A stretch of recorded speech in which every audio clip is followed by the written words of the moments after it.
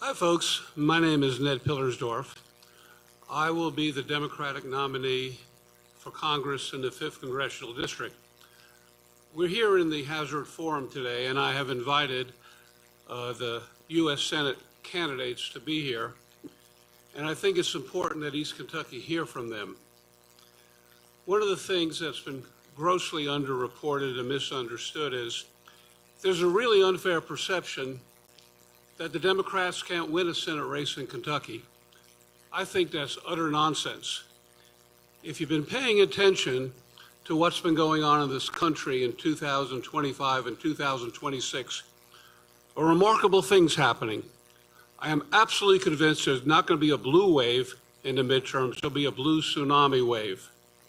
We currently have 5 candidates here who you're going to hear from tonight. And the reason I wanted them here, I think it's important to come to East Kentucky and talk to us. I'm also Mr. Janet Stumbo. My wife was the first woman elected to the Kentucky Supreme Court. And if you go through how much money we had and how much our opponents had, you'll notice I was a pretty incompetent fundraiser for Janet. But Janet won because she came and met with the people. We campaigned everywhere, every football game, every festival. And my message to the Senate candidates is, the Democratic primary may well be decided here in the 5th Congressional District. We do not have an East Kentucky candidate, and I've urged all of the candidates to come and meet with the people. Why is this election so important? I've been under pretty heavy political attack from the Republican Twitter account. They like to point out the fact that I was born in the Bronx, which is true. I lived in a basement apartment till I was about 5. But the Bronx and the 5th Congressional District have something in common. Recently, Richie Torres, the congressman for the Bronx, you say, I'm the congressman from the poorest congressional district in the country. We have now passed them. The poorest congressional district in the country is the 5th Congressional District under the stewardship of Hal Rogers. Hal Rogers no longer makes public appearances. He hasn't made one since August. Is it time we take the keys away from the 88-year-old Hal Rogers? Because he's driving us over the cliff. And the Democrats, Senate candidates, they're here. Their Republican opponents, Barr, Cameron, and Morris, they're all for driving us over the cliff. The big, ugly bill will be catastrophic for Eastern Kentucky. I am running because when I watched them pass that bill, I realized this. Is $880 billion in Medicaid cuts. We are projected here in the 5th Congressional District to probably lose more hospitals than any area in the country. What we are seeing is the greatest shift of wealth with the Republicans in charge from the wealthiest among us to the least among us, and that's us. The big, beautiful bill guts the safety net in countless ways. I think the Republicans, why are they being so cruel and hard on the less fortunate? Well, I think they have made the correct political calculation that those who are going to lose their Medicaid, lose their Medicare, lose their food stamps, they don't vote in very good numbers, and they certainly don't give money. But folks, I'm running because I've had a poverty law practice and I care about those people, and that is the defining moment in this race. In a minute, I'm going to turn over to some of the Senate candidates. I think 2 of them are here and 3 of them, hopefully we can get them on Zoom. And my message to them is simple. Please campaign and campaign hard. You're going to hear from all 5 of them. But my question for all of them is this. If you drive up the road about 15 miles from here, you will see the statue of the great Carl D. Perkins. There has never been a congressman in history who did more for his congressional district than the great Carl D. Perkins. And underneath that statute is a list of the wonderful achievements he made in education, health care, student loans. Folks, the reality today is Hal Rogers and the Senate Republicans they want to erase every one of Carl D. Perkins' achievements. They want to just take them away. Folks, we got to fight back. We got to resist. We're in tumultuous times, and I think the more we talk about what the Republicans are doing to the less fortunate, the better we'll do, and I think we're going to have a great midterm. I will now turn it over Here's the ground rules. We have 5 Senate candidates. I think 2 are in person. 3 are on Zoom. Now, I'm going to do this alphabetical. I told the candidates they get 10 minutes each. And then at the end, we're available to ask questions. And I certainly want to thank our great friends from WSCS for being here as well as now. The first one we'll hear from is Charles Booker. Are you there, Charles? I am. Can you hear me? You got 10 minutes. Go ahead. All right. Well, first of all, Ned, although I can't see your beautiful face here, I want to tell you how much I appreciate you, man. I love you, brother. I thank you for the fight that you've lifted up for years. And if there was not a better person to go to Washington and cause good trouble with, it'd be you. And I look forward to getting down there real soon. I first want to extend my apologies to everyone there because I'd rather be there hugging you in person. And I hope that you all are staying safe and staying warm.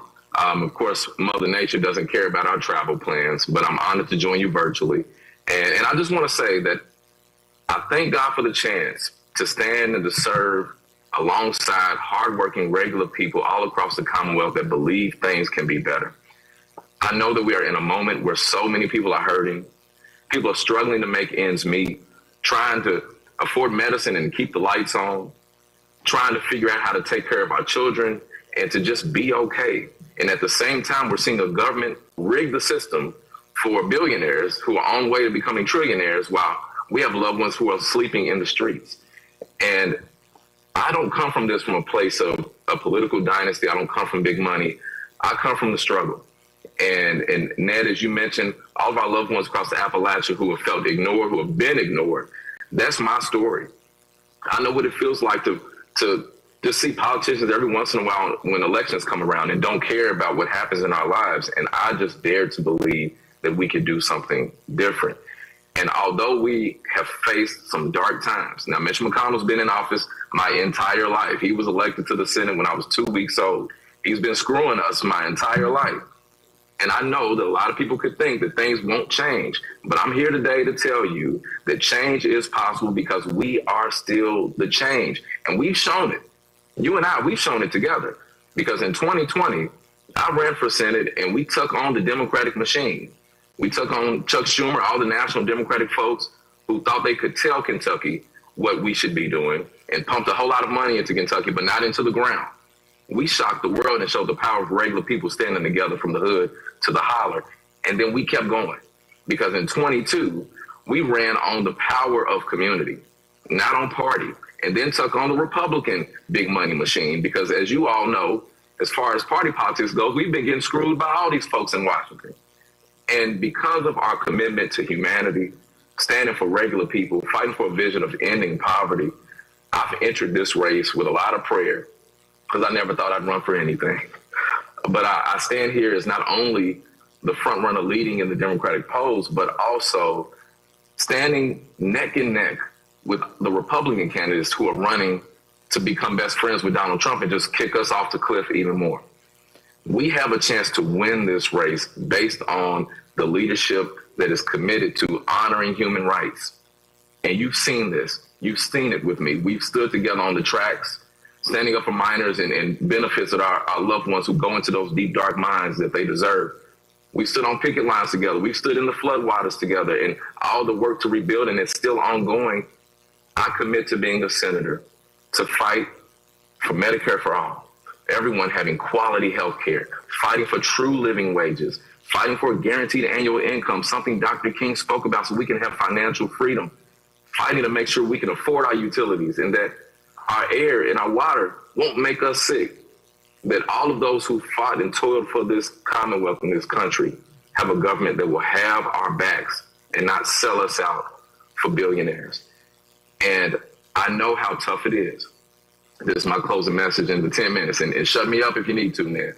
But this is important because I am sick and tired of status quo politicians talking at us, telling us what they think we need to hear or telling us what is not possible.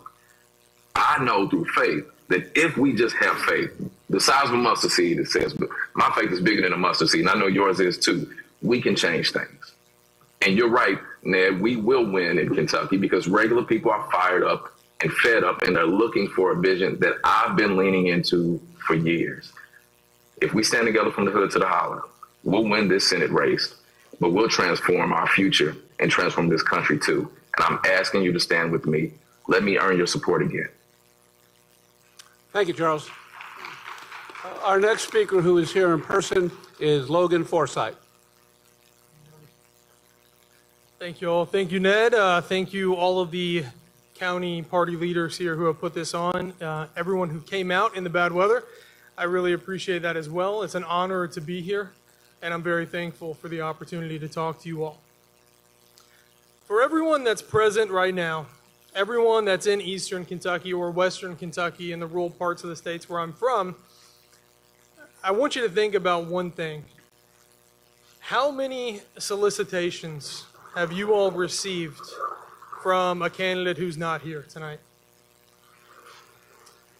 Think about that. Think about what's important to people when they're running for office and why people are running for office.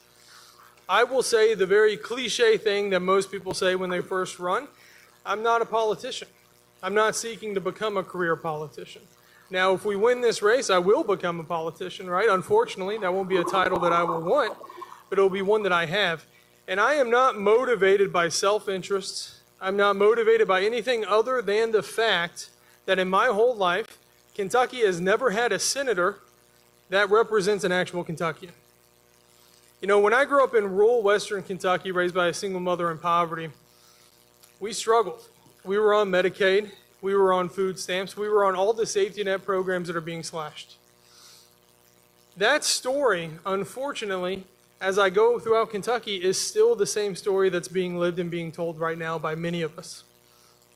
If it's not someone in this room who shares a similar experience, you know somebody. You have family, you have friends, you have people in your church and your community that you know are struggling. And that's why my campaign from the ground up, from day one to the end, whatever that is different. It is something that I am wanting to shape in a certain way to make sure everyone understands that if elected, you're not going to get what we've always had. I don't ask you for money. I'm not going to call you and ask you for money. If I call you, it's going to be to talk to you. You can always call me and talk to me as well. Money should not buy access to a candidate or someone in office. That is one of the many things broken in our system that I refuse to be a part of. So when you receive text messages or emails asking you to donate, it's okay if you don't. Because the people I'm running to represent are the people who don't have the money to donate to a candidate. And we've also seen from many times in the past that raising a lot of money is not the secret recipe for success. That's not going to equate to a guaranteed win. We have to try something different. That's why I am focused on actually coming out here, meeting everybody in person, shaking your hand, getting to know you, letting you ask whatever questions you want. You will learn that maybe it's good, maybe it's bad. I don't have rehearsed answers. So what you get is what you get. And I want to learn about the actual issues facing Kentuckians throughout the whole state. Whenever I started this, I did have meetings with consultants and advisors, and they told me, especially for the primary, to stay in Lexington, Louisville, and Northern Kentucky. That triangle in Kentucky, makes up the most of the Democratic primary votes. I'm not doing that. If I win, I will not stay in D.C. I will not stay in my home of Lexington when I come back. I will be here. My promise to each and every one of you is to actually give you a voice in D.C. that represents the average Kentuckian. When we assume office, when I come back here, I'm not going to speak to you like I know your issues. I'm going to speak to you to find out your issues. I'm going to work with all of the local leaders, regardless of the party that they're in, to make sure that your voices and your needs are being met. And I promise, as your next senator, and for the first time in many, many years in Kentucky history, Kentucky will have a senator in me who actually cares about the individual Kentuckian and works hard to ensure that every individual county's needs are met, and I will work to build up whatever infrastructure is needed to get that done. My name is Logan Forsythe. It was a pleasure to be here, and it's nice to meet you all. Thank you. Our next Democratic Senate candidate is Dale Romans. Dale, can you hear us?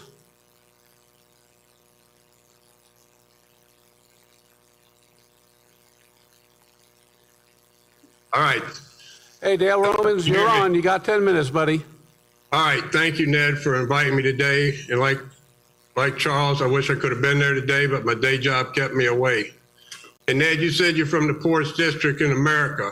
But the great thing about America is when you get to Washington, D.C., your vote will count as much as the wealthiest district in America. And that's a good thing. And we can start getting Democratic legislation to the floor again like it should be. And we can protect all the issues that we've been talking about. But I want to tell everybody a little bit about myself because I'm a first-time politician. I've never run for office. Charles is a friend, and I respect Charles, and I respect everybody running in this race. But the Democrats can win. We really can win this race in America. You know, everybody says we can't. We've already won a statewide race with our governor. We had two juggernaut senators for over 30 years that probably weren't going to be voted out. This is the first real true opportunity we've had with an open seat. And when that blue tsunami you talked about comes, I want to be there ready for it. And I want to go to Washington, D.C. A lot of my friends in the horse industry ask me, why do I want to do this to myself? You're comfortable. You're doing well. Keep doing it. It may sound cliche, but I believe that my life experiences can take me to Washington, D.C., and I can do a lot of good for the great state that's been so good to me. You know, I know going up there as a freshman senator, you're probably not going to be settling wars or working on the biggest projects, but I believe there's a lot of micro issues that are considered micro once you get to D.C., but are going to really affect the people of Kentucky, like education. In the second grade, I was diagnosed severely dyslexic.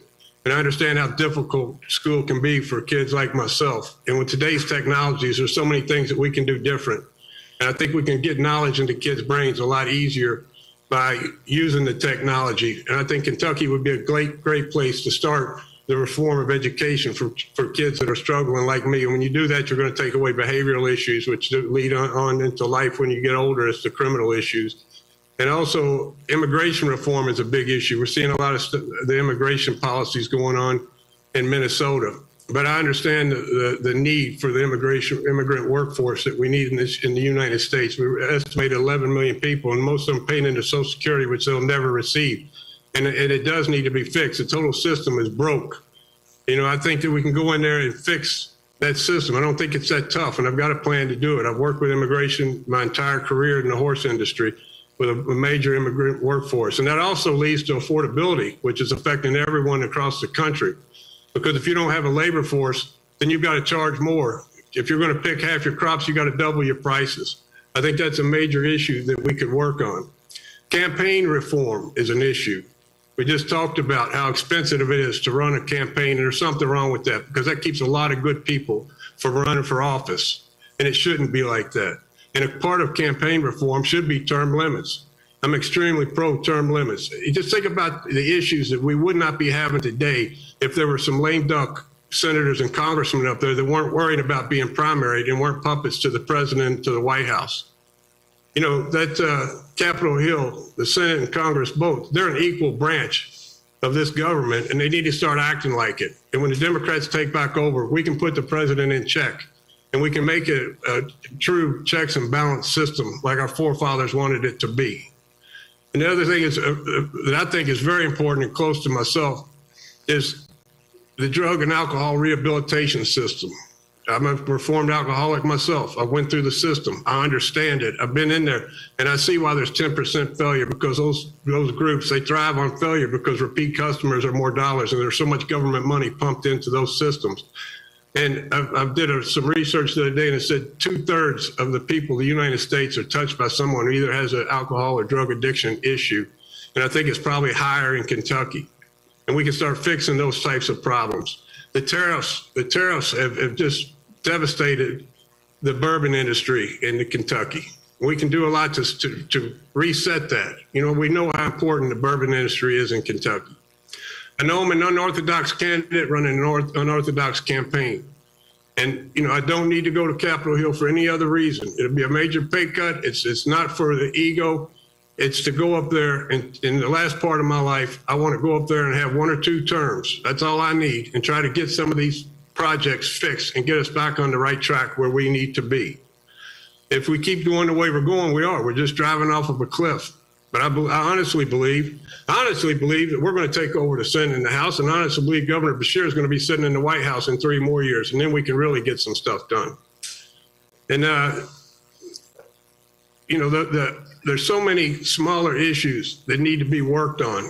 None of us that goes in there is going to be the big dog, but there's so many things that I think that we can work on that really affect the people of Kentucky. And I know a lot of politicians go in there and say, I'm going to fight, I'm going to fight, I'm going to fight. I want to be a politician that doesn't fight. Fighting's getting us anywhere. I want to go up there and fix. If you hire me to do this job, I'm going to go up there and work. That's what I'm going to do. And I think my life experiences, being raised by a single mother with 3 sons that live paycheck to paycheck in Shapley, Kentucky, I've gone on to build a nice business inside of our signature industry. You know, I've employed 30 to 40 people at all times for the last 40 years, up to 100 at one time. I understand what it takes to grow a business, what it takes to have a labor force, and I want to work on the projects that really matter and that you can fix, that don't just look good on paper, that are practical and can be enacted and really affect people's lives. I wish I could have been there with you all. When I get back to Kentucky, I'm going to be in Eastern Kentucky. I'm going to be in Western Kentucky. I'm going to, of course, be in Louisville, Lexington, Central, and Northern Kentucky. I want to go everywhere and see everybody.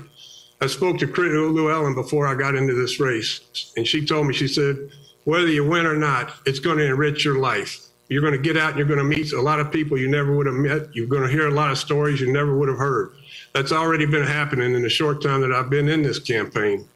And that's the one thing I've really loved about it so far. And I hope that you ask me to go to Washington for you, that you hire me to do a job and let me go up there, put some of my life lessons to work and do some good for Kentucky. Thank you for having me. Thanks for everybody who showed up, whether you're on Zoom or in person.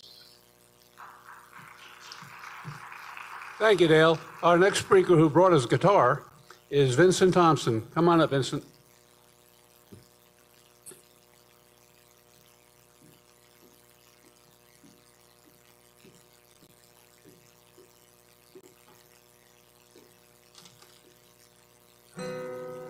Well, the sun shines bright on our old Kentucky home. It's summer, the old folks are gay.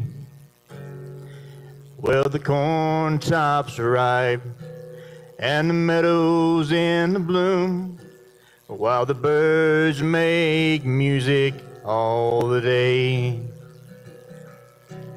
Oh, weep no more, my lady. Oh, weep no more today. We'll sing our song from our old Kentucky home, for our old Kentucky home far away. Well, the young folks roll all around the cabin floor. They're happy, oh, merry and bright. By and by, hard times will come a knocking at our door. And then our old Kentucky home, good night. Oh, weep no more, my lady. Oh, weep no more today. We'll sing our song for our old Kentucky home, for our old Kentucky home far away. For our old Kentucky home far away.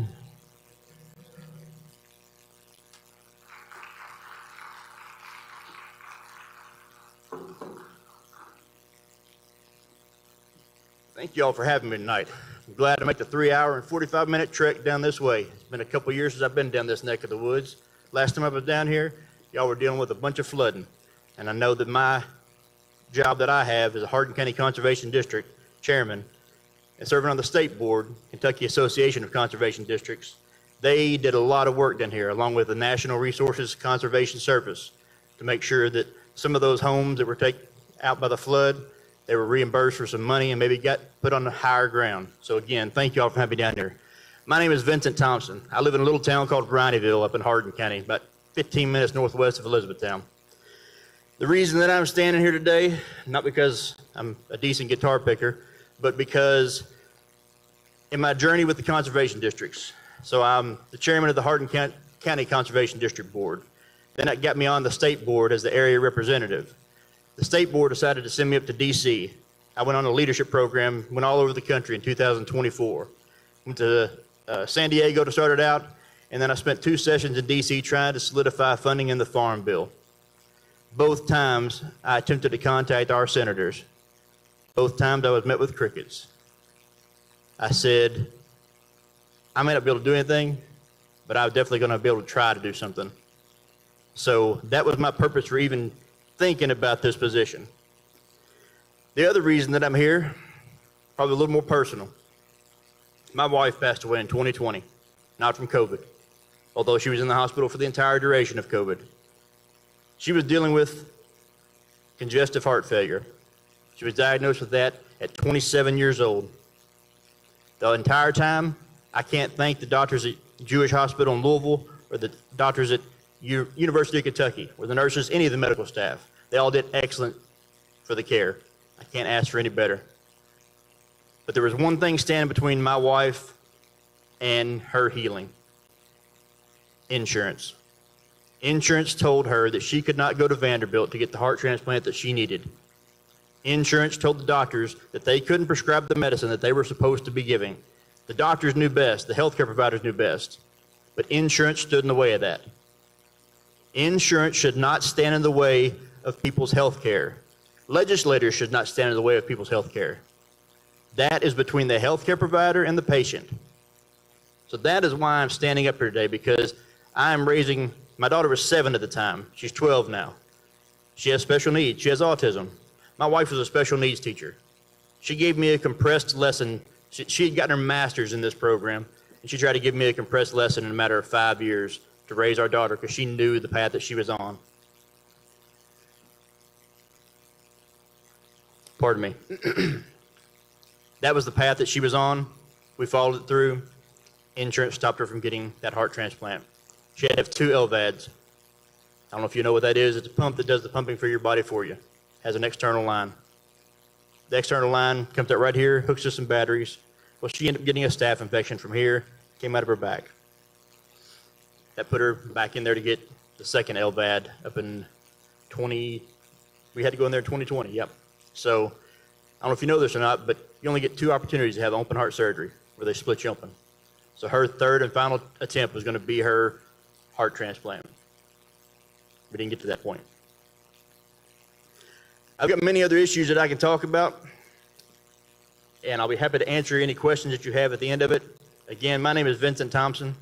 My campaign slogan is Kentucky Distilled Solutions for a Stronger America. I feel like I've got the background, being on the ground with agriculture, to know that we have to have people that are going to be speaking to us. Just like some of the other candidates said, people have got to be able to talk to the people of this state. I appreciate your time tonight. I've got business cards, all the good stuff. I think I'm closing out the show. Miss Stevenson has showed up. Thank you again.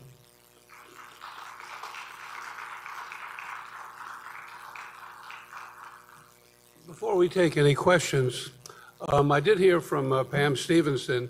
Apparently, she's in the legislature. If she zooms in, let us know. We'll give her opportunity. A couple of announcements I want to make as the coming events. This Monday is Groundhog Day. It's also my birthday. And we will be with a guy you might have heard of named Jim Caldwell with the Pulaski Democratic Women's Club at 6:30. And I'd urge you Senate candidates to show up.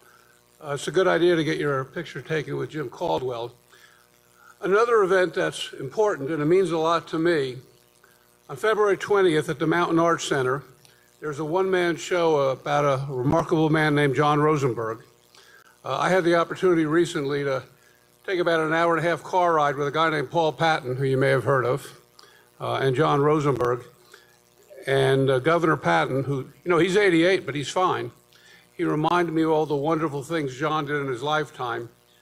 And it's a wonderful play. It talks about how John was present in Nazi Germany when the Nazis dynamited his father's synagogue, how John was told by Bobby Kennedy to go down to Mississippi and prosecute the people who killed the civil rights workers. John was there in Selma, Alabama. And then, of course, he started Alpharetta Legal Aid, which is, in my view, the finest legal aid agency in the country. Anyway, it's a one-man play. Jeff Sher does it. It's a great production. It's moving all over the country. But on February 20th, I'd like to invite everybody there. Having said that, does anybody have any questions for the Senate candidates? Go ahead, Virginia.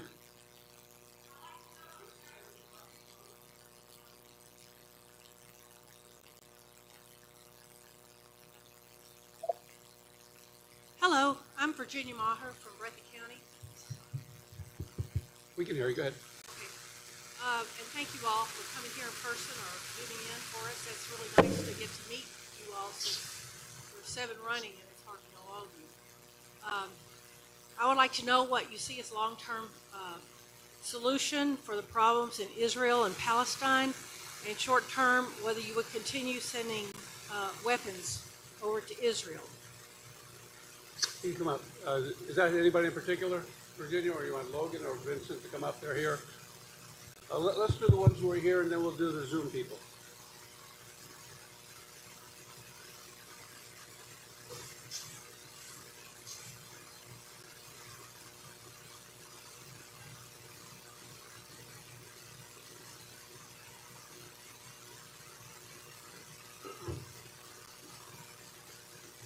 Sorry for that delay in getting up here. So the question was, short term, what is our stance on supplying weapons to Israel? And then long term, what do we look like? What do we think is a solution for that? Well, you know, Israel as our ally, I understand that, I get that, but when your allies do bad things, you can't support that, in my opinion. I would not be for providing additional weapons to Israel at this time. I would cut off aid. That even includes the defensive weapons, because what is the distinguishing factor between an offensive and defensive weapon? A weapon's a weapon. You know, as a special agent in the Secret Service, I was trained on many weapons. They all do damage. They all inflict harm. They all have the purpose to kill. And when your ally is acting as bad and genocidal as an ally we have right now, we have to call it what it is. And I have not taken AIPAC money. I never will. Won't even take a meeting, so I have no problem saying this. I will not support the ongoing awful treatment of the people in Gaza from Israel.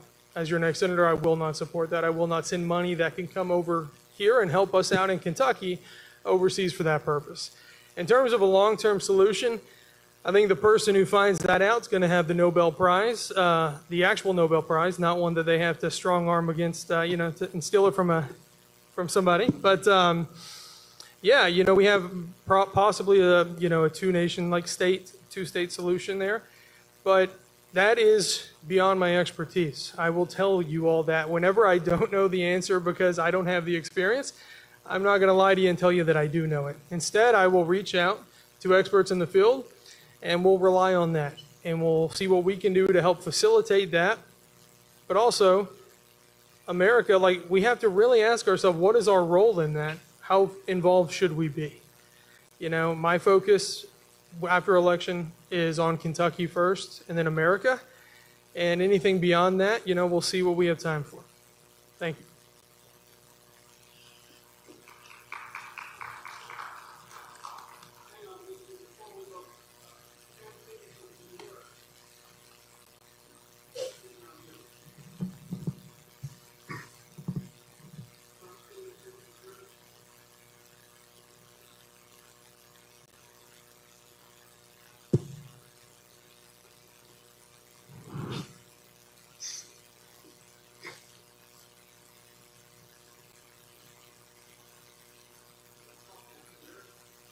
Sure can.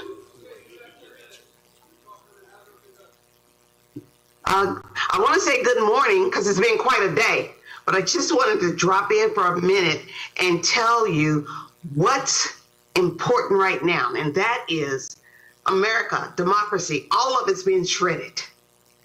Everything you've worked for, that your grandparents have worked for, is being shredded. Now, we got a choice.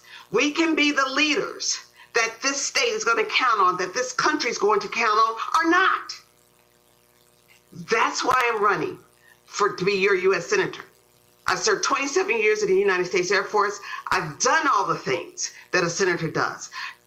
Negotiated international agreements, investigations, all the things that you would look and see I've done on behalf of America.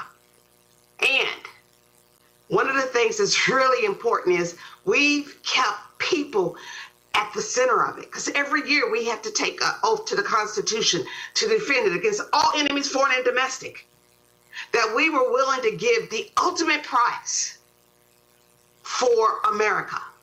And I had to bury a lot of America's sons and daughters that said, yes, me, I don't want to die, but if the promise of America is going to be achieved and I am here defending it, then that's the way it has to be. So if we're going to honor the America's sons and daughters that have gone before us, if we're going to lift Kentucky from the bottom to the top of so many lists, then we've got to, one, work together, and then two, we've got to be brave enough to deal with what we're seeing. We've got to be brave enough to say, not on my watch, not on my watch will you destroy my family, my community, or my country. When I become your U.S. Senator, the thing we've got to work on is, first, we got to balance. We got to get our authority back in the world.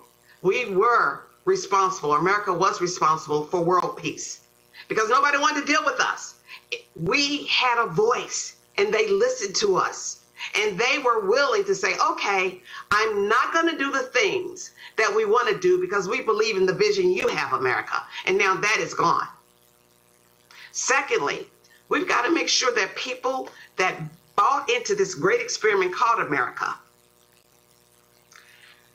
benefit from the experiment. Now, I don't say it's an experiment. This is an opportunity for us to build America 2.0. If you think about it, the things that had the for color only signs go up in the 50s, when they came down, we didn't deal with those things.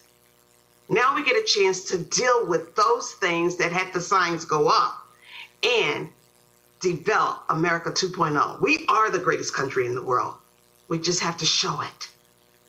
And then finally, the thing we treasure most is how we take care of each other.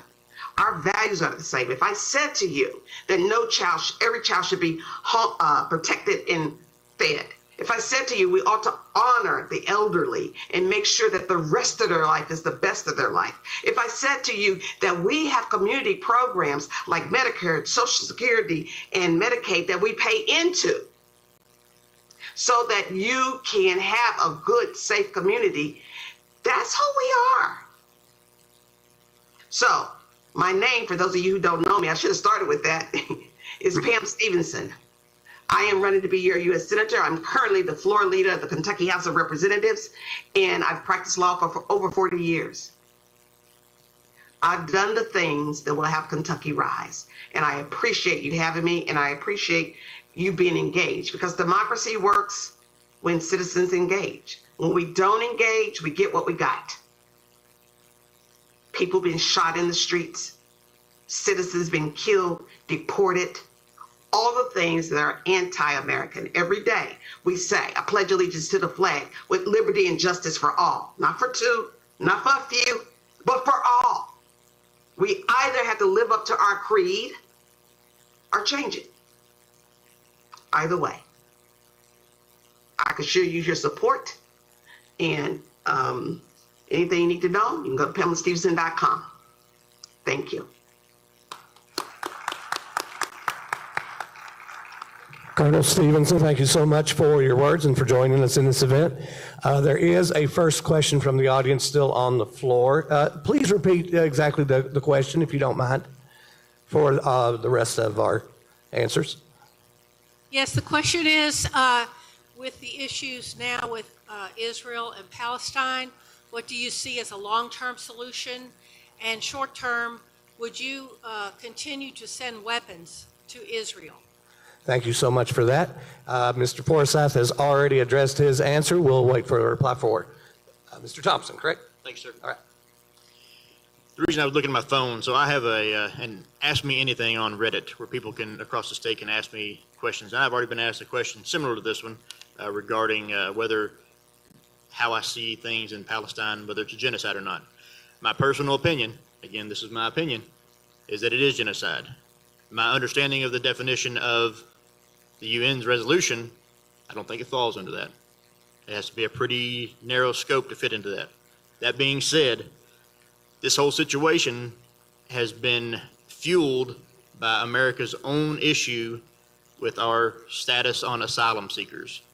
There's really no reason that there should be anybody over there that wasn't being able to be brought over here to seek asylum. So I see that as a potential solution to a short-term problem.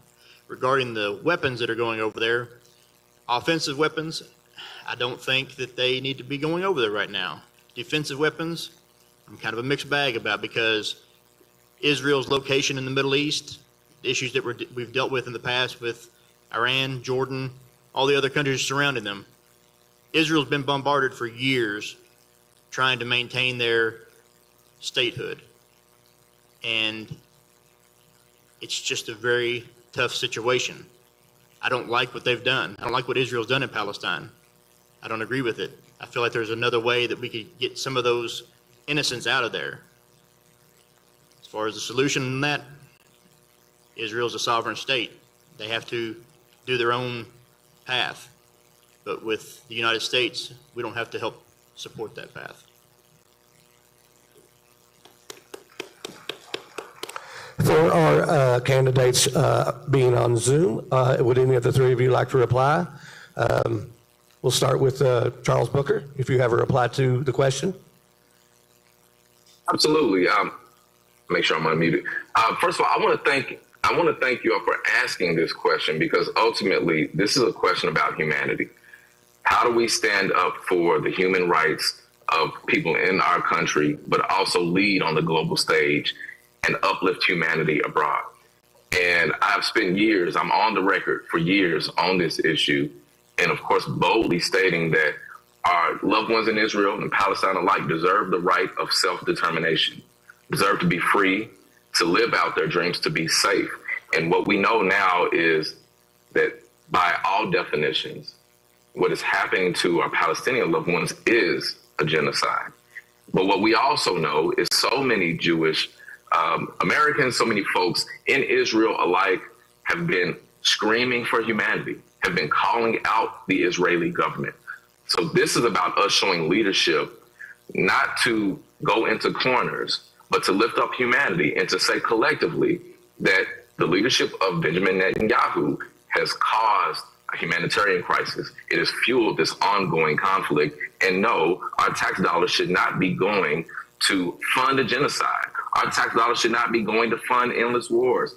Our tax dollars should be investing in our needs, making sure that everyone in the Commonwealth of Kentucky and this country has high quality health care, making sure that our infrastructure is strong, making sure the internet is not crap, making sure that people have a roof over their heads, making sure that our small businesses can thrive, making sure that our communities are okay. And I have spent the last couple of years in particular working with Governor Beshear, Director of Faith-Based Community Initiatives, focused on discrimination and targeting and hate in our communities of faith, standing with our Jewish loved ones and our loved ones in Islamic faith as well, to say that no one should feel like their identity, their faith is being stripped from them, or that they cannot live out their truth. And what I know is that the people of Kentucky understand that everyone deserves the chance to live free. Everyone deserves the chance to be safe. And that means our loved ones overseas as well. So I do applaud the growing chorus of people that are saying we should not fund a genocide. That means that we do stand up for our loved ones in Israel that are fighting for humanity, but it means that we finally and boldly say that Palestinian lives matter as well. I will be a senator for every single person across Kentucky, and we will fight for human rights, and we will deliver because the people are ready for real change.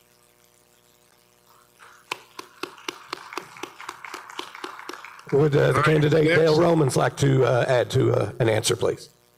Yes, I would. I think to speak specifically on the issues of the Middle East would just be lip service without going to Washington and being briefed on the entire issues. But generally to speak, there should never be a genocide.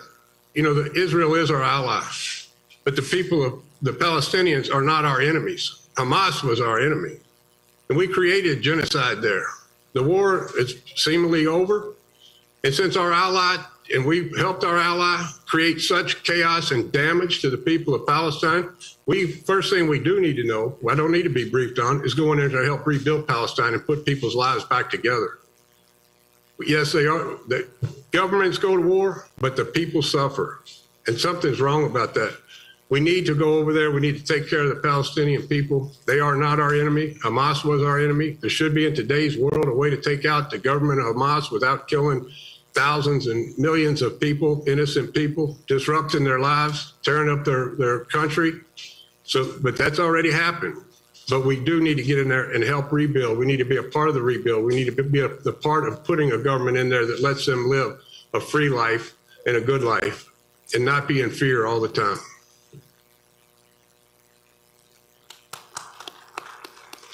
Colonel Stevens, would you like to close with some comments? Absolutely.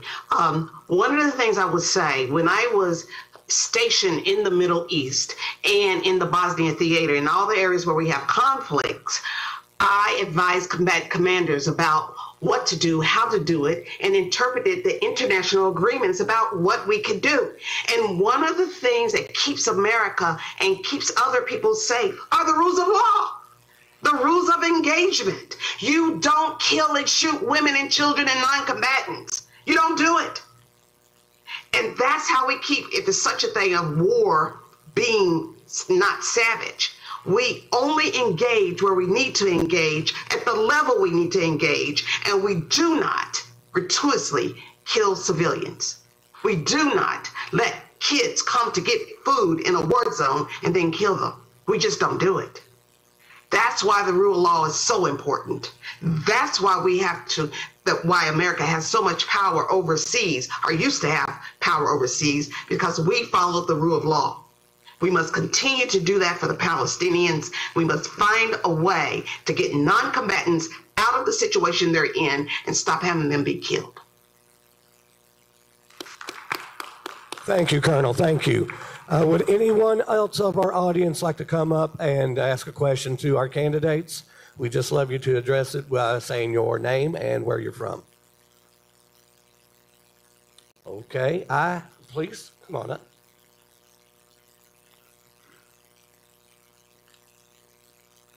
My name is Madeline Flannery, and I'm from Letcher County, Kentucky. And we've addressed Palestine and Israel. What about Russia and what's going on in the Ukraine? And how would you respond to that situation? I realize that's a heavy-duty question like the other one, but of course, as a senator, we would want you to be involved in that. So as an elected senator on the issues of Russia's invasion and war with Ukraine, we'll give the first response to Logan Forsythe. Thank you for the question.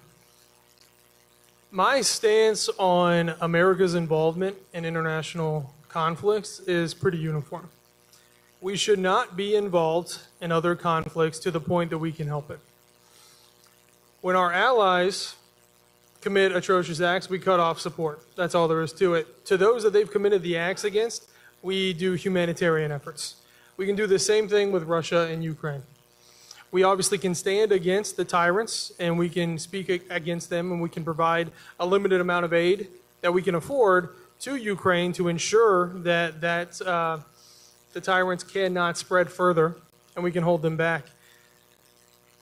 But this system that we've built, that we've allowed to build up over decades, this military-industrial complex, it's put America in this situation where the whole world looks to us whenever there's a conflict anywhere. And that is of our own design and our own making. We've allowed this to happen. As your next senator, you know, we have to respond appropriately when we can. But we have to put the needs of Kentuckians and Americans first. When the cost associated to responding to these things that should not involve us takes away from our education here, our health care, we can't do it. You know, it sounds cold, it sounds harsh, but we cannot take care of others if we're not taking care of ourselves. Thank you. Mr. Thompson? So, as the Palestinian question is really in that gray area of UN statutes, Russia has openly invaded Ukraine. The unfortunate fact that Logan was just speaking to is that we are in this situation by design. And we know that a strong NATO has been a strong ally for years and years. We know what this is, this issue in Ukraine. I feel like even though we don't want to be involved, we do have the obligation, given our past history and the way that we have been intermingling with politics throughout the entire region, to make sure that Russia does not get to do any further incursion into Ukraine. Again, that's my opinion, and I would like to see that come to fruition. But if I were to be elected your senator, I would also have to come to terms with 99 other opinions on that.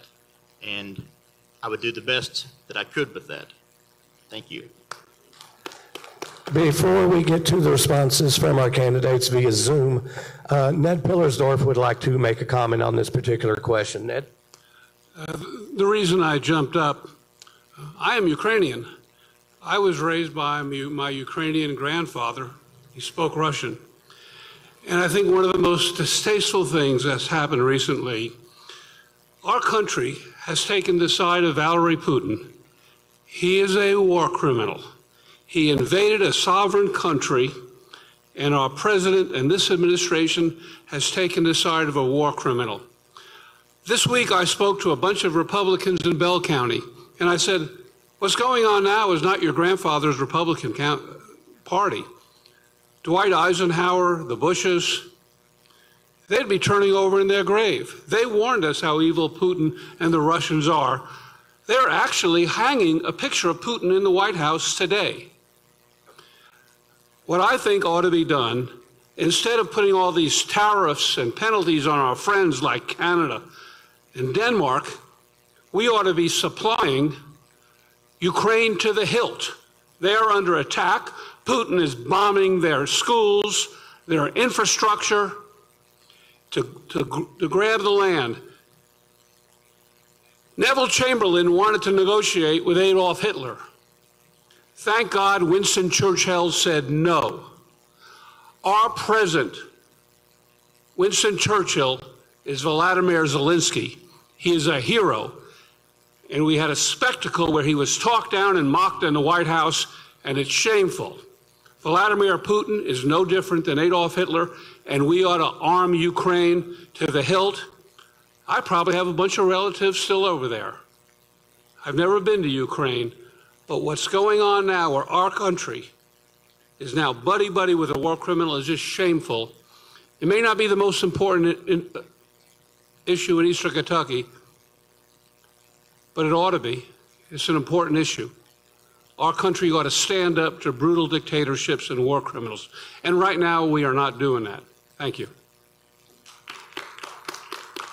I'd like to add that that photograph in question of Putin is actually placed at the entranceway into the Oval Office. We would like to get the response on Russia and the Ukraine development from Charles Booker.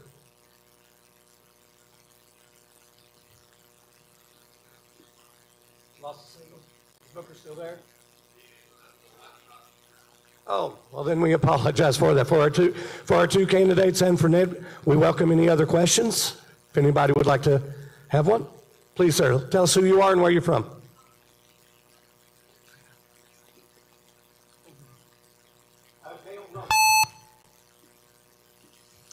I'm Roy Crawford. I'm from Wattsburg, right down the road. And I've seen in old movies Nazis dragging people out of shops and shooting them in the street, and now we've got people doing that here. That's the main thing I'm worried about right now. And I agree with Mr. Pillsdorf about Ukraine. I think we ought to give them everything we can except our kids. But you've talked about that, so tell us what you would do about murdering American citizens in our streets. Thank you. That's a great question, and unfortunately, it hits too close to home. It's our reality right now. My perspective is a little unique in that I was a federal agent. I was in the Secret Service. I was trained under the Department of Homeland Security, the same agency that is training ICE and the Border Patrol agents and officers who are in the streets. Here we go. And who are carrying out these actions that you're talking about. There's no justification for what our government's doing. A couple of years ago, I actually would have told people that, because people have wanted to abolish ICE for a while. And a couple of years ago, I would say, no, let's reduce some funding. Let's put more funding to the actual border. Let's build up the court system and make sure that our actual immigration system is fixed. But ICE was salvageable. Immigration and custom enforcement is something that every country has to have. Unfortunately now, this past year, with the expansion and with them given this green light from an administration that does not care about the law, they have expanded into a territory that I do not think we can come back from. So as it currently stands, as what I would promote and do is, we do have to abolish the system of ICE that we have right now, but that doesn't mean we completely do away with immigration and custom enforcement. That should go under HSI, Homeland Security Investigations, which is a sister agency to ICE right now. We have to have that, but we have to hold people accountable. I have put on my socials, my website, a proposed bill that I would put forward, which would allow any citizen who has been harmed at the hands of a federal agent or officer, it will give them recourse not only for constitutional violations, which they can do now, but for any violation of federal law that results in harm. And furthermore, I propose that you should be able to sue the actual agency as well. Hold them accountable. I think that, unfortunately, the way that this current administration is running our government, they're only going to listen if they are financially burdened. And so we need to open that up. We need to protect our citizens. And we just need to have everyone who's going out and protesting, you do have rights. We're going to fight for your rights no matter what. This administration does not care about your rights. So please keep that in mind and be careful, because we all want you to be able to go to the next protest as well. So thank you. Before Vince Thompson answers, we welcome back Colonel Stevenson and Dale Romans back on Zoom. A second question has been addressed, and we will give you time to answer both of them, and that is on the escalation of the violence of ICE agents that is happening and is on everybody's minds. But we're going to allow Vince Thompson to answer that question on that subject right now before we go to the Zoom. Thank you, sir. So going back to my Ask Me Anything on Reddit, I was dealing with this exact same question the other day. So I agree with Logan. We have to have an Immigrations and Customs Enforcement agency that does its actual job. This agency right now has gotten way ahead of its skis. They have been given pretty much immunity to go through and dictate their own laws and standards on how they enforce these things. There are so many other agencies we have that should be doing this job. But as we've heard before, this administration doesn't really worry about that. And I think once we get past the anger of this, many of us probably already see it right now. This is nothing but a distraction. This is some place that they could go and they can cause some chaos, and hoping that the few that were murdered because of this type of stuff would be looked over, because it would be hiding the things that they don't want the American public to be focusing their attention on. And that's not just the administration doing that. That's media companies. That's social media companies.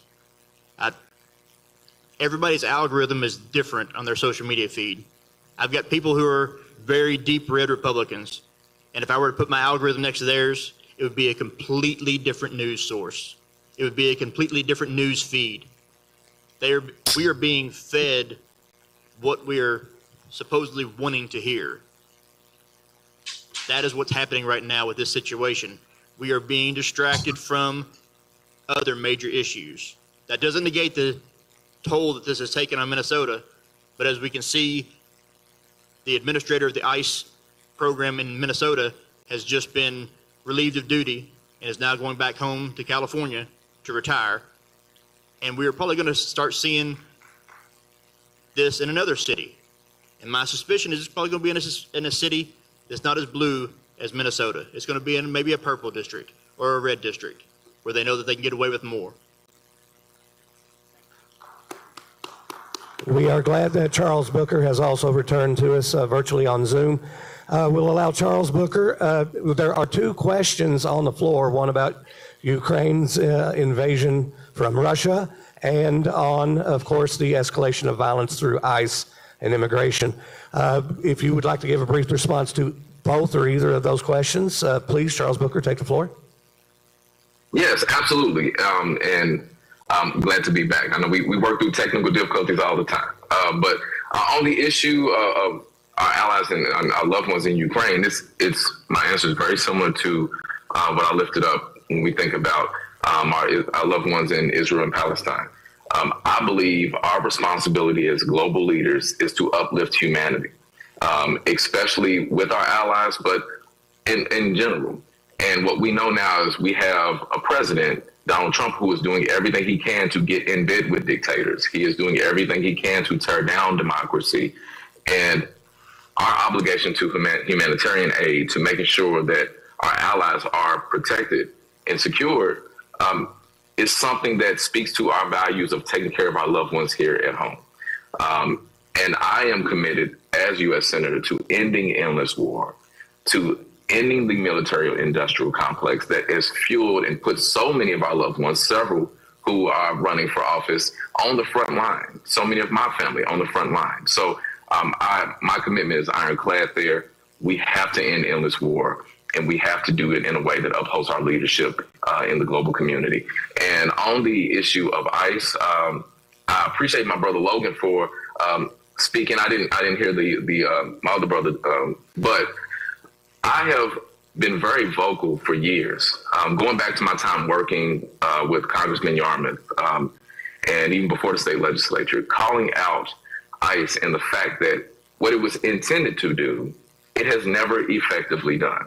ICE was formed in 2003, so it's not even as old as SpongeBob, the cartoon my children watch. And the fact that this agency has been weaponized to terrorize communities across Kentucky and across the country, it has been used to step on constitutional rights, and we've seen it over and over again in the news. We see the pain and the tragedy, American citizens having their rights taken from them, having their lives taken from them. And as was mentioned, this is a bigger issue. It's about justice. It's about our humanity. And so I published what I call the SALT plan, Stopping Agents, Lawlessness, and Terror. And Logan, I believe you would support it, brother, and I ask all of my colleagues running to join me in supporting it. We need to abolish ICE. And again, that doesn't mean that we don't have immigration and customs enforcement, but it means that we need to have enforcement that is rooted in humanity, not cruelty. So we need to abolish ICE. And we do need to make sure that those who have been harmed by these agents that are wearing masks and covering up their names and trampling on rights and kidnapping folks, that they're held accountable, which means that citizens and non-citizens should be able to sue. And these agents should not be able to hide behind qualified immunity. And it also means that those folks who are committing these acts of crime and violence and terror are prosecuted. But beyond the work to address the harm, we do need to create an immigration system that is rooted in equity and justice. I believe the detention centers should be closed. When crimes are committed, we already have a judicial system that can handle that. And instead of having children in cages, we need to invest in the resources to help people get on pathways to citizenship and to keep our community safe. Because so many people who are currently in the crosshairs of ICE are folks who have legal eligibility to obtain legal status but could also be deported. And instead of having a heavy hand of just deporting everyone, this deportation industrial complex, because there's a lot of big money in that, we need to uplift humanity and make sure that people have the right to be in compliance, just like we do with any other government agency, like the FDA, any other. So we know we can do this. People are demanding justice and humanity, and I will be the senator to fight for it. Thank you, Mr. Booker. Response to either or both questions, Dale Romans. Yeah, the first question about Ukraine and Russia. First of all, the reason the whole world looks towards the United States is because we're the leaders of the free world. And with that comes a lot of responsibility, but also a lot of good. We can lead the world in the direction that helps the United States. I personally feel like anytime any country crosses the line and invades one of our allies, we should support them 100%. If we go back to the very beginning, we should have given them every piece of equipment they needed to run Putin back to Moscow and to keep him out of Ukraine. He does not want to, we should have shown him the power of the United States from the very beginning and pushed him out of one of our allied countries. And we wouldn't still be here today, just handing out pieces and pieces and pieces. We should never send our soldiers in there to put boots on the ground. But we have the most powerful military in the history of the world. We spend more money on the military than the next 7 countries combined. We should have sent everything we needed to over there. They don't have to be a NATO country. If they had been a part of NATO, we would have done that. We'd have all joined in there. I don't know why we even need NATO. If any country's borders are invaded by a tyrant like Putin, then the whole world should come to their defense and push him right back to where he belongs. He does not want to do it with the United States. And we should let the world know they don't want to mess with the United States, and we should continue to lead the free world as we have for many, many years. And the immigration issue and ICE, this is one very near and dear to my heart. I've been to Capitol Hill many times working on immigration reform, believe it or not, working with Andy Barr on a lot of issues as a representative of the largest horsemen's group in America that has a huge immigrant workforce. And the way ICE should go away. We don't need ICE. What we need is to reform the entire immigration system, and then we wouldn't need ICE. It's an archaic system that we work with every day. And the whole thing that's happening in Minnesota, it's abominable. Who would have ever thought in this country in our lifetime that we would see masked men grabbing people off the street with machine guns or just absolutely killing civilians, and 2 hours later, the government coming out and making comments without even researching what is going on, with no investigation. It's all a distraction in Washington. It's just like it was blowing up the boats in Venezuela to stop the drug flow into the United States. That was all a distraction, so we could go in and do what we want in Venezuela and grab the oil. We can't get bogged down in those distractions. We need to stick to the true points and the core issues. And the core issue of immigration is total reform. We need an immigrant workforce. We need people to do the jobs that Americans don't have to do because there's so much opportunity in this country. We're at a low percentage of unemployment now. Without these people doing the jobs that Americans don't have to do, a lot of stuff wouldn't get done in this country. You talk about affordability issues. You get rid of the immigrant workforce and see where we are. We need total reform. We worked with Andy Barr, my group, the HBPA of Kentucky, the Horsemen's Benevolent Protective Association, and our attorneys worked with Andy Barr, and we wrote some common sense legislation that was going to protect the workers that we have here and help us go forward in our horse industry. We're going to take the P visa, which a lot of people don't understand. You cannot get a visa unless you prove that no American wants to do this job. You have to do everything you can in your power as a business owner to give a job to an American, and believe me, it'd make my life a whole lot easier. We wrote this bill for Andy Barr, and he signed off on it, sat in his office with him. Also met with 6 other senators when I was on Capitol Hill, talking to everybody who was on board. And as soon as Nate Morris comes out with an ad calling him a friend of the immigrants, he dropped us like a hot potato. And that's one reason he does not deserve to go to Washington. It's one reason the things that wanted me to get into this race. I don't want to be a senator that's going to sit there and tell you one thing and do something totally different just so I can stay in office and I can increase my power and I can get the love of the president because he thinks that's important in Kentucky. But immigration is a major issue that can be fixed. I don't think it's that difficult. I worked on it for many years. Once we turn the whole immigration system upside down, bring the laws and rules up to the 21st century, then we're not going to have all the problems that we have, and we're not going to need ICE. The border needs to be protected. You need to be coming in here legally and in the right way and be tracked while you're here. But if we start documenting and stop deporting, we'll be way ahead of the game. Thank you, Mr. Homans. Colonel Stevenson, your reply to either or both questions. Thank you. I practiced international law for over 27 years, and part of that was allowing for when we could and could not go into a country, when we could or not go into the water around a country, and when we could go into the country's airspace. It is very, very particular and a very bold assertion that your country belongs to you, period. End of story. It would be almost like if we could bring it down to the family level. What if we allow people to come into your home, take your kids where they wanted to take them, kidnap the mother and the father, tell your kids what to have for dinner? The premise that a parent's home is their castle is expanded in international law, and it says that you are a sovereign country, and we must even ask for permission to fly in their airspace. So we have no right to go in and kidnap people and take them out of the country and then take their oil. None. So I would say, as far as the war, I agree with Dale. We should have ended it a month out after it started. You don't go into somebody's country and take it because you want to. You just don't. The second issue, the immigration system needs to be fixed. It's broke.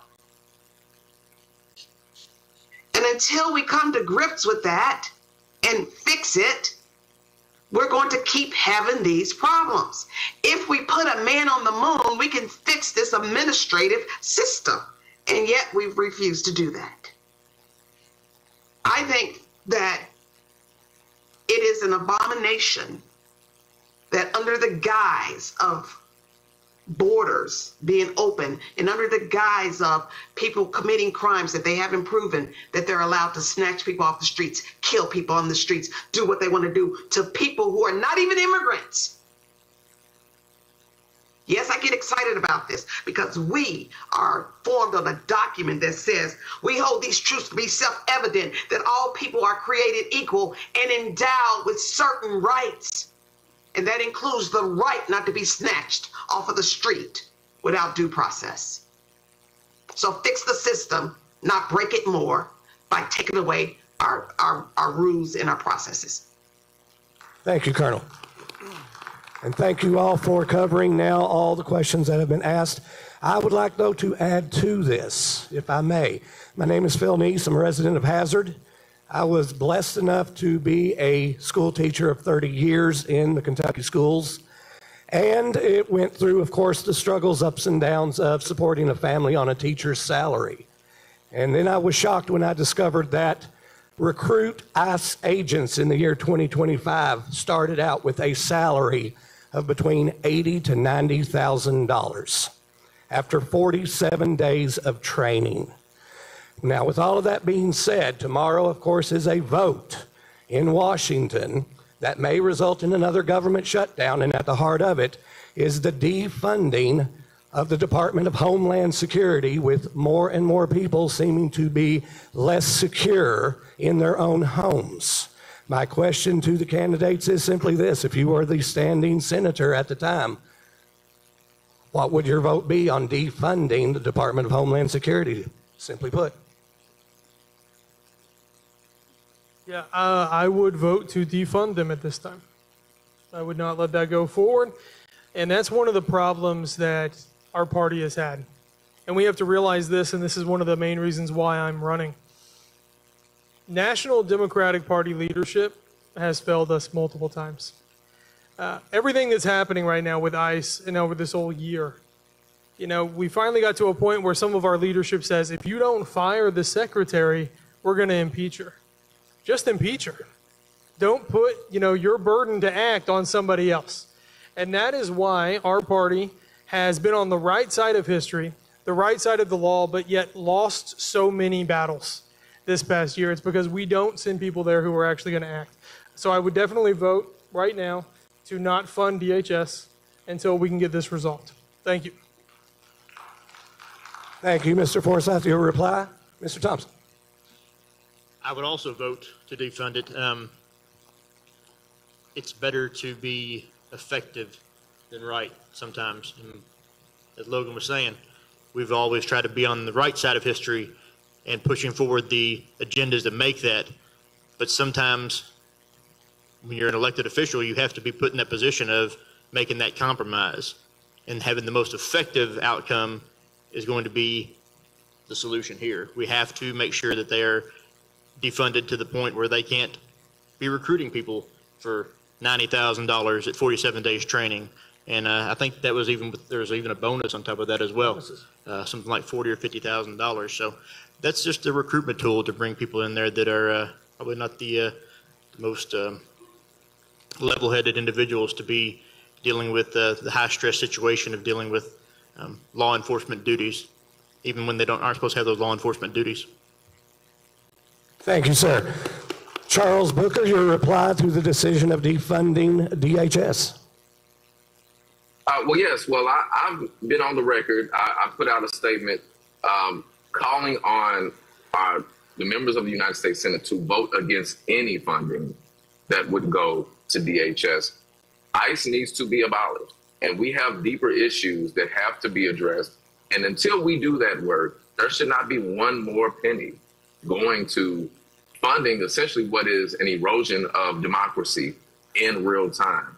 And the thing that pains me most about this is that we are seeing billions of dollars being pumped into this rogue vigilante agency. This is the worst form of big government. This is tyranny. Funding billions of dollars into it, at the same time taking away resources and funding for healthcare, impacting over 90,000 Kentuckians, impacting our rural hospitals, impacting the ability of our loved ones to be able to have the care that they need. And I talk often about being a type 1 diabetic, the cost of my insulin, the cost of the care that we need to just stay alive.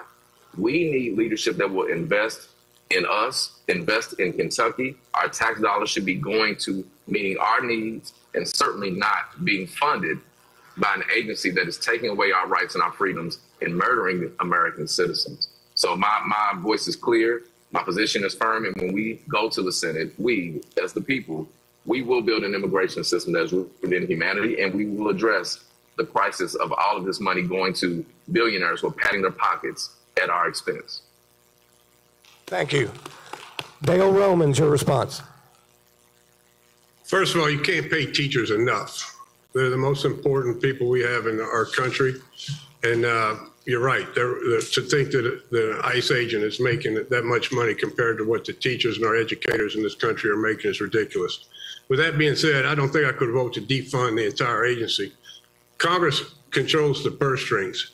The big ugly bill is the one that pumped all this extra money into the agency. What we need to do is Congress take control again, start controlling the budgets of these agencies and make sure that they're doing the things they're supposed to do. And we can do that without having to defund and take away from anything that may be positive that Homeland Security is doing. But I couldn't vote to completely defund, but I think that the House needs to get back in control and take control of the budget and fix the problems that we're having. Thank you. Colonel Pam Stevens, your response to the question. We say all the time that children are our future. We say that every child should be loved and protected. And then we give them school systems that don't have enough funding. We give them teachers who have a love for the job and we don't pay them. We must prepare our students to be global citizens because this is now one world. And if we don't train them to think, then they will be at the bottom when it comes to global leadership. ICE lost me a long time ago, and they certainly lost me when they took that 5-year-old child and made that child knock on the door so their parents would come out. For the rest of that child's life, they will be traumatized by that whole experience, and they didn't even care about the little kid. So they need to be abolished. It needs to go.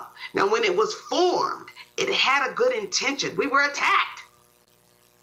We need to get back to that intention. We need our leaders to lead and stop watching.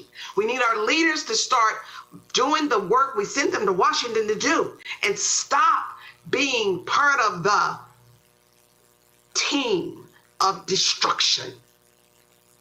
The only way we're going to take this thing called America and make it America 2.0 is if we're brave enough to be the leaders that this country can count on. And that includes getting rid of anything that jeopardizes our democracy, anything that harms children like those ICE agents did when they had that 5-year-old go to the door, and years back when they put all those babies in cages and laughed about it because they were crying for their mothers. That's not who we are. Every day people say, I pledge allegiance to the flag. We need to stop saying it if we're not going to be it. Thank you so much. And thank you from this humble retired teacher for replying to my question. Do we have any more questions from those in the audience? Yeah, can you hear me? Yes. We have some questions from the live feed on WSGS. I'll combine a couple of them into one question. Here was asked recently, I think the news broke today, that we had a company that, it was an aluminum company, and instead of locating to Kentucky, they located to Oklahoma because the energy cost was significantly lower in Oklahoma than in Kentucky. Here in Eastern Kentucky, we're faced with some of the highest electricity bills in the country. And our infrastructure is suffering greatly, not only on the electric side, but here locally, if you're a resident of Perry County or most counties in Eastern Kentucky, when it is winter time, a lot of times it's not a matter of if your water goes out, it's a matter of when your water goes out.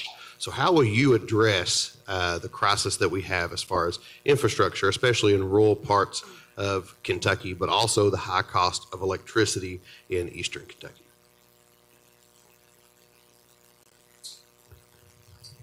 Thank you. Now, this goes back to my point that I made. As your next senator, I will work with the leaders of each county, of each area of Kentucky, to ensure that the infrastructure needs are being met.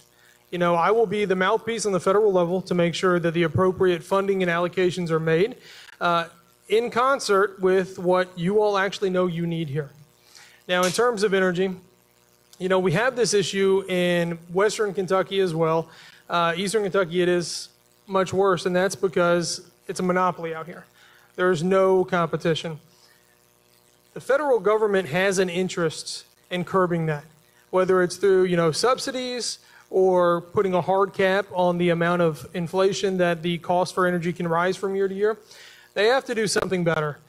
I read an article that the energy company out here is asking the state assembly right now for a temporary permission to increase the cost of energy here. And they say, hey, months from now, if you guys say no to it, we'll give the money back. Well, then why do you need it right now if you're just going to give it back? You know, if it's not necessary to keep you running day to day to day, then we're not going to do that.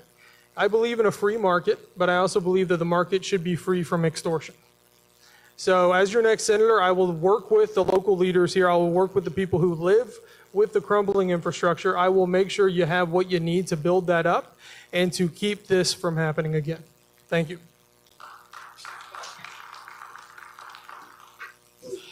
Well, it's I've dealt with the infrastructure issues in our local area. I don't know if y'all are familiar with it, but the Blue Oval plant that was going to be in Glendale, Kentucky, and so many things had gone into making sure that that was going to be viable.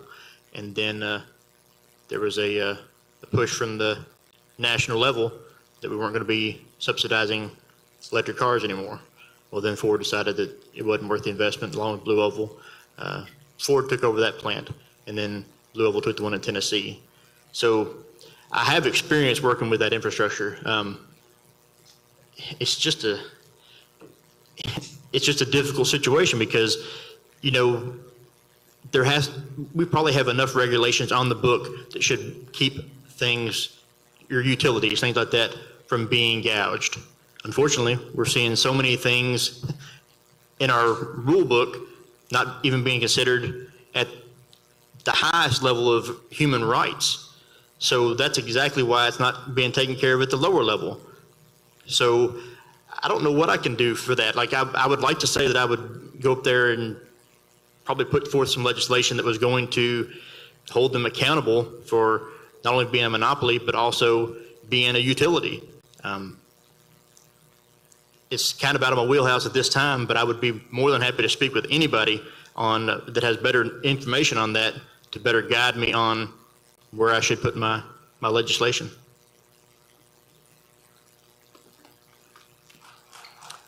We throw the question to the Zoom candidates, starting with, in the same order, Charles Booker. Thank you again for this question. It is something that I've heard for years. It's something that I experienced, and I'm sure all of us can agree, utilities are way too damn high. And through my work with Hood to the Holler, but even before that, working across Kentucky, one of the things I know for sure is that a lot of families are struggling to keep the lights on. And then, of course, we have the issue of how the fossil fuel industry has caused a lot of harm for hardworking people who have put their lives on the line. And I'll tell you, spending days in rooms filled with miners who have, again, put their lives on the line, a lot of folks know a lot of those coal jobs to the left are not coming back. And it requires us to have the leadership of making sure that our families have a sustainable future, that we do build the infrastructure that will allow us to have the energy that we need, and also to be healthy at the same time. And now we're seeing a lot of progress being made in recent years with federal investments and the Beshear administration really trying to channel those dollars into the ground to address a lot of the deep and long-term infrastructure needs that we have seen. But with this current White House, this presidential administration, we have seen a rollback in a lot of critical investments. And not only is it going to make us sicker, it's going to continue to cause us to experience high utility costs. And I believe we need to approach this twofold. In the immediate term, we need to make sure that folks can afford to keep the lights on. I agree that we need to cap utility costs. We need to look at ways to have a moratorium on folks having to pay for these utilities in areas that have been preyed upon by these exploitive prices. A lot of folks who cannot even afford these utilities, we have to take that head on. But then we also need to make the investments in building a sustainable future, lifting up the voices of those in coal country and all the people who have been crying out for years. I have called it a Kentucky New Deal. And I do believe that people across Kentucky understand now that if we don't invest in a sustainable future, we won't have one.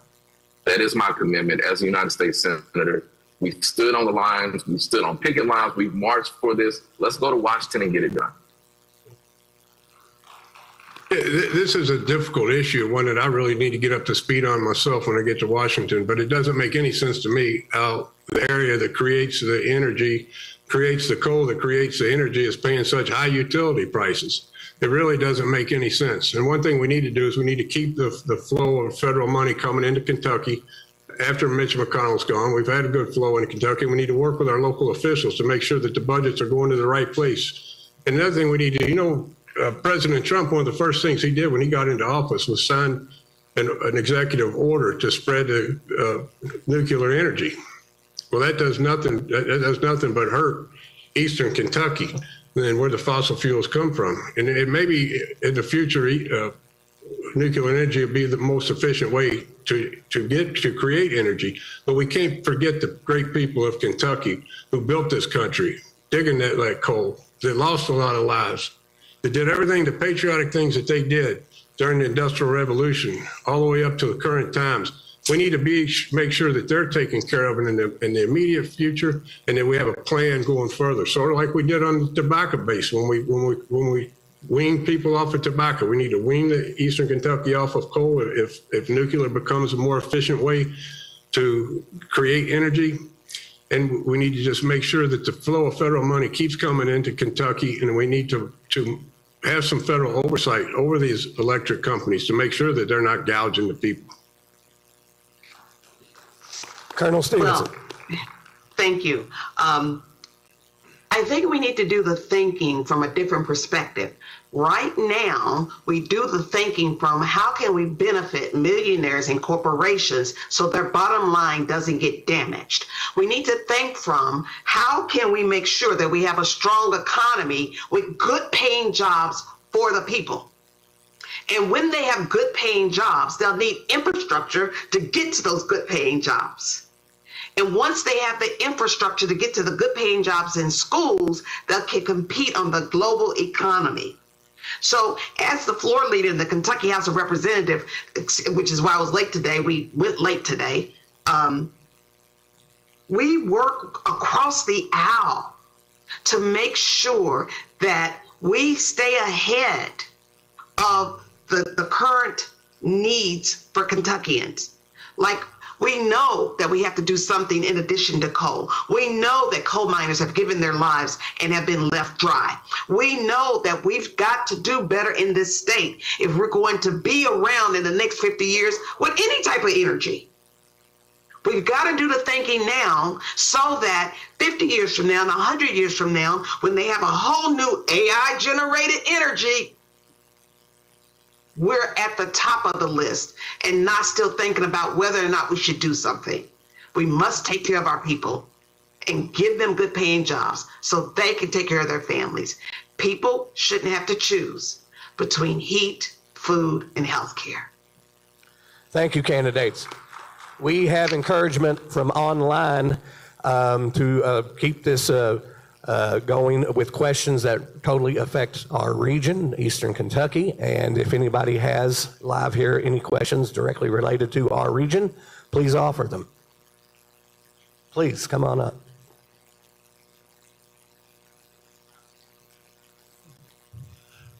I mostly just have a comment because there's something important that I haven't heard anybody talking about.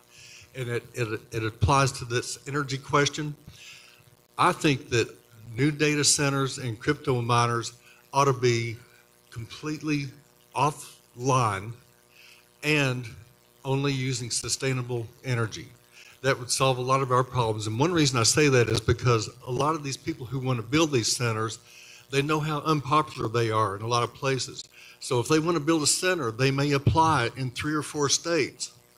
So when the utilities in each of those states hear that they want to come there, and they say, we've got to build a new plant or we have to expand our plants, and to get the money, we've got to charge people more on their power bills. So, but when they apply for those, they just hope to at least get one of them. They're only going to go one place. But you've got 3 or 4 places that have raised their rates to get ready for them. So back to what I said at first, if they're completely offline and using sustainable energy, which will help the planet, then that problem goes away. And before anybody considers raising the rates so that they can have more capacity to support these data and crypto miners, then you ought to take a look at how many places they're applying for, because they're not going to get most of them. So they shouldn't be raising the rates in anticipation of that. And that's not even addressing the problem with the amount of land they take up, et cetera. So you don't even have to give your opinion on that. I know you're all going to agree with me. Thank you. Thank you. I do believe Andy Barr, candidate on the Republican side, has already made a visit to Eastern Kentucky and speculated in Harlan County about a data center being built there. Would any of the candidates like to give their opinion on this possibility affecting those in our region? Yeah. So this is why I love meeting people and coming out, because that's a great idea that you have. If companies want to come put large data centers that will overpower the grid, that will raise prices for everyone else, you know, to me, it's crazy to ever think that that cost would actually be shifted onto the citizens around. And that's kind of what they're trying to do. So I would absolutely support and stand for, you know, if they're going to build the data center, it has to be off-grid. They have to be all-encompassed on their own. And they have to do it in a way that does not harm the environment, does not raise the prices for utilities for the locals in the area. And they should have to meet a certain minimum requirement of jobs being created based on the footprint that they're taking in the county. Thank you.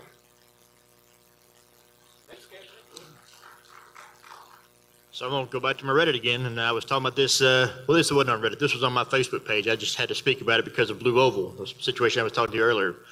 I think we should go even one step above data centers. I think that pretty much any industrial and commercial infrastructure that's going in place should be utilizing their rooftop space for solar panels There's been a big push in our area to utilize farmland for solar panels, making solar farms. And I don't want to, be the stall on green energy, but we have all sorts of brown space across this state. We're in this region right here. We have all sorts of probably vacant coal mines, places where they've leveled it off. It's a perfectly level spot. Yeah, it may not get all the sun we need, but it will be a contributor to the grid. So in regards to data centers, I'm actually going to a meeting coming up in the next little bit down in Franklin, because they're talking about it. It's on Nashville News, and they are discussing whether it's going to come in there. This is their second meeting. Like Logan said, I've spoke about this before. When we're putting something like a data center in, something that's going to be such a high usage industry, we have to go over and above the environmental standards that we put in place for anything else, because Kentucky is a karst system, sinkholes everywhere. All of our water goes in there, it gets filtered out, and we drink it right back in. We put something like that in this area, it's going to probably pollute the environment, just like the solar panels on a solar farm. So we have to really have a strict environmental impact on these industries before they come in here. In regards to the price gouging, it's like just before the storm, did you go by the gas pump? Did they raise the price a dime, 20 cents? This has become standard operating procedure for all businesses across the country.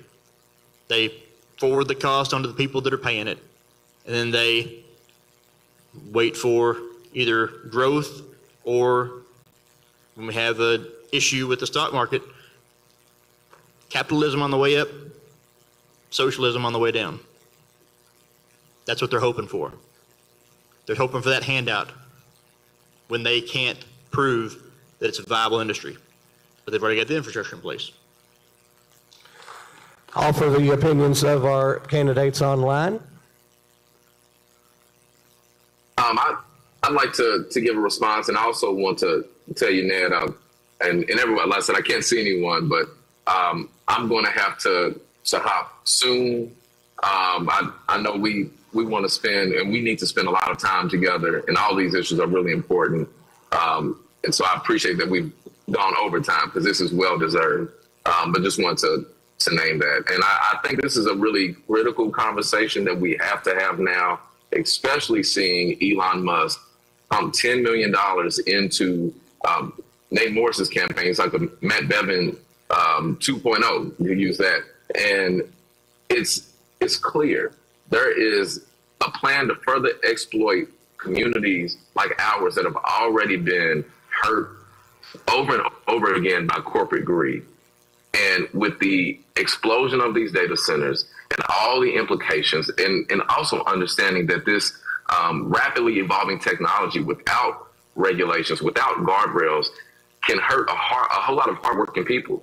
A whole lot of folks that are in organized labor that are raising the flag saying, wait a minute, we want to be on the cutting edge of the future, but it should not be at the expense of working people. So I do believe there should be a moratorium on data centers while we make sure we put proper protocols, plans in place to protect the people of Kentucky and address all the environmental harm, and also make sure that hardworking people are not being exploited, but to make sure that we benefit from these investments, because a lot of these projects are happening at the expense of regular people, extracting from our communities, driving up utility costs, all to make billionaires richer. This is another reason why I believe we should have universal basic income. We need an equity stake in the economy that is being made on our backs. So if they're going to create these new industries that exploit and extract from our communities and use our data, use our information, use our resources, the people of Kentucky should receive dividends from it. And if those folks, those data centers are going to use so much energy, they should be pumping back into the grid, and folks in those surrounding areas should not have to pay utility costs. We need to take a hard look at how we proactively lift up the people of Kentucky as a priority and not just profit at the expense of hardworking people. Thank you, Charles. Opinions from the other two?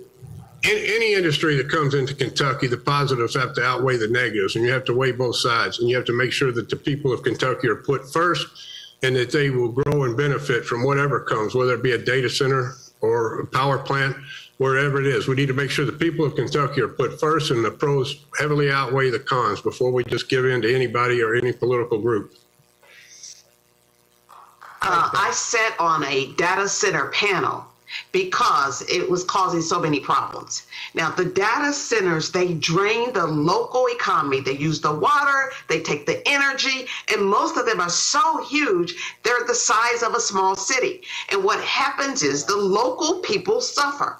So what needs to happen is when we go into these agreements for AI centers, is that we don't pass on the costs to the local citizens. If you're in business and you want to have a data center, you need to absorb that cost into your billions of dollars that you're making and not pass it on to the working families.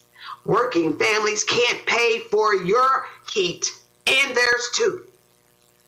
We must put rules in place and study it so that we don't keep building America on the backs of the working family. If you are a trillionaire or a billionaire, you can live 10 lifetimes and not spend all that money. So there's enough to make sure that every human has basic needs, including food, clothing, shelter, and the ability to pay their bills. Thank you. We are near the conclusion of tonight's event. We're going to ask each candidate to give a final summation, final comment, about a minute each, and then we'll say goodnight, starting with Mr. Forsyth. Thank you all again for the invitation and for logging on if you're online. I've said it before, I'll say it a million more times before this is done. I am running simply to represent Kentuckians for the first time in a very long time in the Senate. If you all want to know my stances, I have quite a bit of stuff posted to the socials. If I haven't addressed it yet, ask me. I'll give you more answers, and I'll try to get back online later tonight when I get home and answer the questions that we didn't get to tonight. But my thoughts, my focus, my motivation for this is to ensure that no child has to suffer in poverty alone like I did growing up. I want to make sure that those working in Kentucky have a livable, thriving wage, and that Kentucky is not one of the states that loses opportunities with time. Again, my name is Logan Forsyth. Thank you all so much for having me. Thank you, Logan. Thank you, Vincent, for coming to Hazard. What's your final comment? Just thank you all for having me. It was a, like I said, 3-hour and 45-minute drive, but it's well worth it. Beautiful countryside coming down through here. Glad to see it. Haven't been down here in several years. So, yeah, Vincent Thompson for U.S. Senate. I'm happy to speak with anybody on any issue. If you get in touch with me on socials, any way, through the phone, you're going to speak with me directly because I'm a one-man show right now. So if there's a question that you're waiting on, then I apologize for taking so long, but I will get to you. Yeah, if there's any way that I can get to D.C. to help y'all, I'm happy to do it. Yeah, the only way to get it is through volunteer work and getting your vote. So if you can vote for me at the primary, I sure would appreciate it. Thank you. Final comments from candidate Charles Booker. Yes, well, again, I want to thank you all for hosting this event. I thank you for your time. Thank you for your sacrifice. And I just want to say, and you've heard me say this over and over again, the reason I do this is because I love you. I believe we deserve better. I'm sick and tired of politics as usual. So many of our loved ones are hurting. And I don't come from big money. I don't come from a political family. I just believe things can be better. And we have put our lives on the line for years lifting this up. You know where I stand because you know where I've stood. We have fought through so much together. And because of that, we have built real infrastructure. And we are in a position to win this race for working people on the power of community, on the power of faith and love in action. And I'm about to go pick up my daughters, my 3 bosses. But I often talk about the fact that my girls are the reason why I do this. Our children are the reason why we need leadership that will fight and stand up against Trump and stand up against big money interests. I ration my insulin to feed my daughters. No one should have to make that decision. If you're ready for real change, let me earn your support. Let's win this Senate race together. Go to charlesbooker.org and let's win this. Our final comments from candidate Dale Romans. First of all, Ned, thank you for having us. Thank you for the other candidates for showing up too. It was very interesting to hear what everybody had to say. And I just want to go to Washington to bring common sense back to Washington. I'm not a lifetime politician. Like I said earlier, I don't have a college degree. I've never been in the military, but I have a PhD in life, and I think my life lessons will do us a lot of good in Washington. And Eastern Kentucky's been underserved. The Democrats in Eastern Kentucky have sure been underserved, and I think we can change that right now. I think that we have an opportunity to get Democratic leadership into Washington to do a lot of good for Kentucky, get back to common sense. You know, there's a great quote that Benjamin Franklin, I heard the other day. It said that great compromisers don't make great heroes, but they create great democracies. And I would love that quote, and I want to go to Washington, be a great compromiser to continue having our great democracy. So please go to DaleRomans.com, see what we're all about. Thank you. And we welcome the final comments of Pam Stevenson. Thank you. If you believe in liberty and justice for all, if you believe that we all have certain rights, if you believe in democracy, then help us build America 2.0. The founding fathers got us this far. Now it's up to us to stand for people. I'm in this race because you can check out my whole career. I've always worked for the people, by the people, to serve the people. Every decision I make is how can it make that person better? That's what you need in a senator, someone who has the experience, that can hit the ground running, that has served for 40 years. I'm not your traditional politician. I'm just not. I'm not a male. I'm not this. I'm not a millionaire. But what I have is the experience enough to reach across the aisle and make you great and create a future for your children and your grandchildren. PamStevenson.com. Join the team. Thank you, all candidates. We would like to remind that everybody online and here in attendance in the audience, a reviewing of this live stream can be watched anytime starting now at the WSGS Facebook page as well as WSGS YouTube. Please do so. Share it with everyone that you know, candidates and friends alike. We would like to thank the City of Hazard, Perry County, and of course the good people for the use of the forum. And we would like to thank all of our candidates and for organizing this wonderful event, the various Democratic committees of Hazard and Perry County, and candidate for the congressional 5th District seat, Ned Pillersdorf. Thank you so much for putting this together. We wish everyone to have a warm as can be weekend and safe travels in the near future. And remember, this May, the most important thing to do as a Kentuckian, an East Kentuckian, and American, vote. Thank you all. Good night. Good night.